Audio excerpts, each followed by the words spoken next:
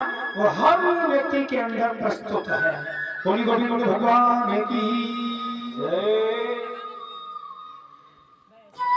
देवताओं ने चंद्रमा से कहा कि भाई प्रभु जाने वाले हैं, तू थोड़ा उजाला कर। चंद्रमा कभी घटा में छुपता है, प्रभु कभी बाहर निकलता है। देवता भी बड़े परेशान हैं। अच्छा, ये मालूम है कि चंद्रमा को घमंड किस बात का था? चंद्रमा केवल इस बात को घमंड में थे कि जब राम जी का अवतार हुआ था ना सूर्यवंश में, तो चंद्रमा बड़ा नाराज होकर के एक तरफ बैठा हुआ था। तो राम जी ने चंद्रमा से पूछा कि सब लोग मेरी आने पर बड़े खुश हैं चंद्रमा, पर तू खुश नहीं है क्या? चंद्रमा बोला प्रभु बात वो नहीं है, बात ये है कि मेरे वंश में कांटे थे। चंद्रमा राम जी से कह रहा है प्रभु इसके वंश में क्यों आए, मेरे वंश में नहीं आ सकते थे? राम जी बोले तो ये बात है। तो बोले चल अब की बार आना होगा तो अब की बार तेरे वंश में आएंगे। बोली गोविंद भगवान की।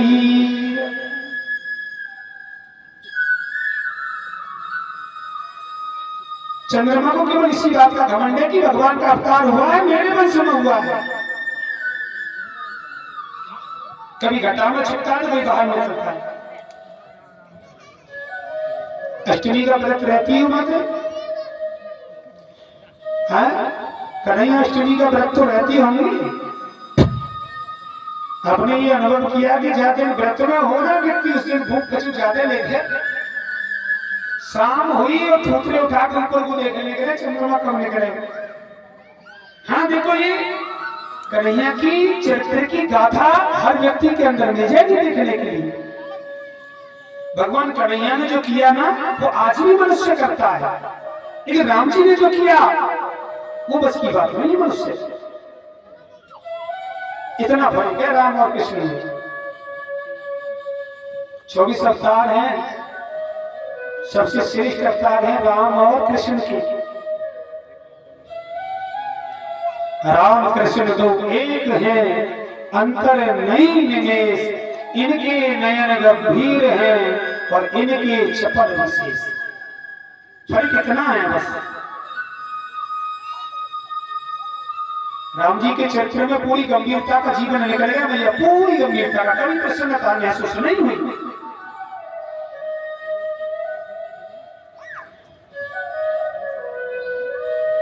सुखदेव जी बड़ा सुंदर वर्णन कर रहे हैं परीक्षित। मैं जो प्रभु की चर्चा तुम्हें सुना रहा हूं उससे कहीं मरने से डर तो नहीं लग रहा? मरने से डर लगता है? लगता है ना? लगता तो कोई मरना चाहता है क्या?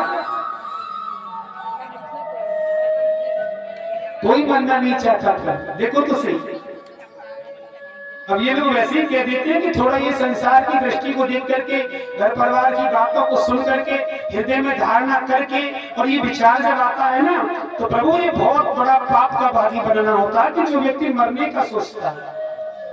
समझ रहे?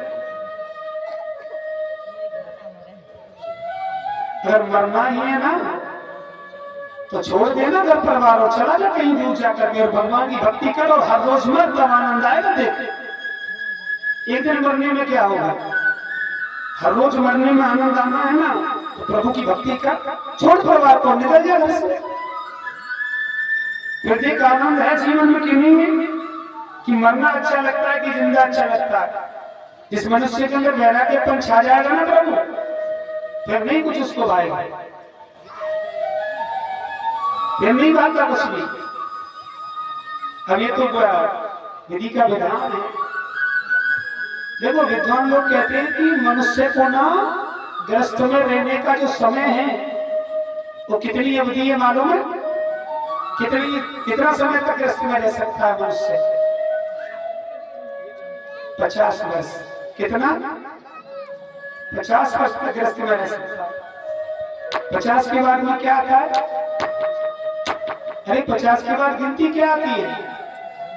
51। क्या आती है? 51। क्या लग गया? वन लगा नहीं, वन लगा। और जब वन लगा है तो ये व्यक्ति को सोचना चाहिए कि उम्र जा रही है वन की तरफ भ्रमण करने की, तो गृहस्थ को छोड़ देना चाहिए, सोता ही अगर आनंद लेना है। बोली गोविंद भगवान की। एक बात बताएं, वैसे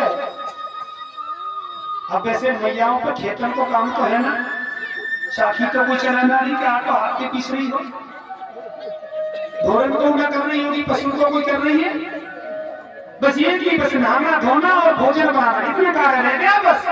और इतना कार्य में भी देखो समय नहीं निकाल पाते हैं लोग। बोली गोविंद भगवान की जय। बैठ जाओ जहां अपना जगह दी के आराम से।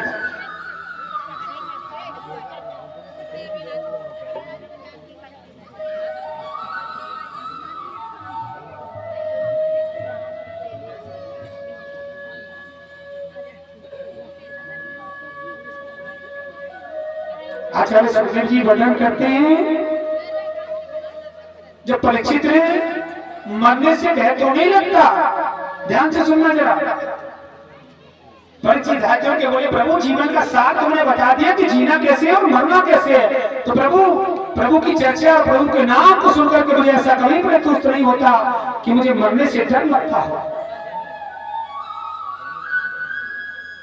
हमारा मन करता है अच्छी जगह जाने का, नहीं करता, अच्छे वस्त्र पहनने का हमारा मन करता है, नहीं करता, अच्छा भोजन करने का मन करता है।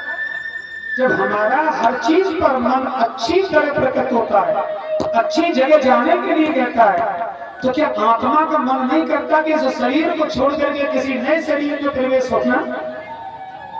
बताइए जरा। जब शरीर बुढ़ापे का हो जाता है ना, तो आत्मा भी परेशान होती है, प्रभु आत्मा भी विनती करती है भगवान से, हाँ कि प्रभु ये शरीर मेरे लायक नहीं है, तो मुझे बाहर निकाल। व्यक्ति कभी नहीं मरता था।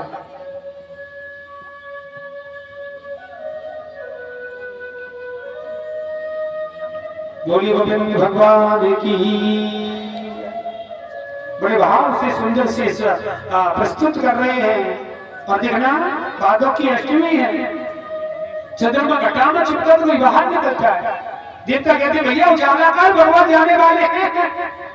चंद्रमा बोला नहीं करूं भाई को, इतना मनंडा चंद्रमा को मैया देखो तो सही। आपने भी देखा होगा ये दृश्य, तो देखा नहीं देखा बेटा, ये चल नहीं रहा, चलना तो डर चलने किसको। आपने देखा है कि जिस दिन अष्टमी वाले दिन भगवान का अवतार होता है ना, कहीं मेरे लोग से ना तो प्रभु को पहचानता ही नहीं होगा कोई अभी तक, क्योंकि जब तक प्रभु का अवतार होने वाला होता है ना, कुछ लोग सोए हुए होते हैं, और रात्रि में देखो आवाज आती है हाँ एक दूसरी ओर से, भैया चंद्रमा निकल आयो, ये सुनाए दृश्य। दूसरी तरफ से आवाज आई कहाँ है, बोले अभी तो दिखो पर घटा में छिपो। ये दृश्य आज भी होता है। कहता हूँ कि कन्हैया ने जो किया वो आज भी देखने के लिए मिलेगा, लेकिन राम ने जो किया है ना, केवल वो करना चाहिए मनुष्य को। और कन्हैया ने जो गीता में कहा है वो करना चाहिए, कन्हैया ने जो किया वो नहीं करना चाहिए। हाँ प्रभु वो भगवान था जो झेल गया, और थोड़ा बहुत आजकल की संतान यही तो है, और क्या है, शास्त्रों को ग्रंथों को खोल करके देखती नहीं है, दृष्टि डालती नहीं है, थोड़ा सा पढ़ाई पढ़ गई थोड़ी सी ठीक है, भगवान को मानना बंद कर दिया। देखो तो सही, भगवान ने गोपियों के चीज हरण किए ना, तो भगवान को आजकल की जनरेशन उल्टा बताती है। बनाने वालों ने बता दिया क्या क्या बना दिया, लेकिन बात यह है कि उसी को महान कहते हैं जो सारी बात और सबकी बात सुन करके बैठा रहे। बोली गोविंद भगवान की।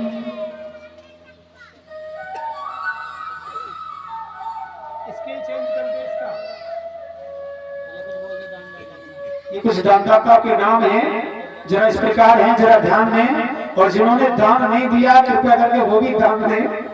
हाँ भाई बोली बड़ी जी, 1100 का पुरस्कार शतल सिंह भैया जी की तरफ से प्रदान हुआ है। बार बार धन्यवाद, एक बार ताली बजा करके स्वागत कीजिएगा। और ये 3100 का पुरस्कार श्रीमद भागवत कथा में दान किया है बॉबी भैया की तरफ से प्रदान हुआ है। बार बार धन्यवाद। परमात्मा हमेशा ऐसे हो बढ़ा के रखे।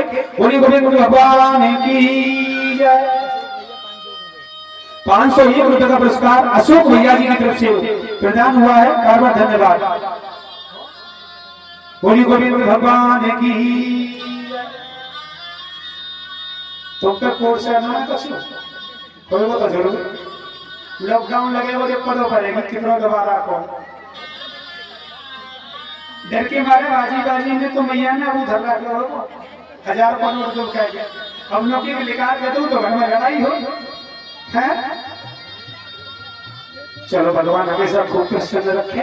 बोली गोविंद भगवान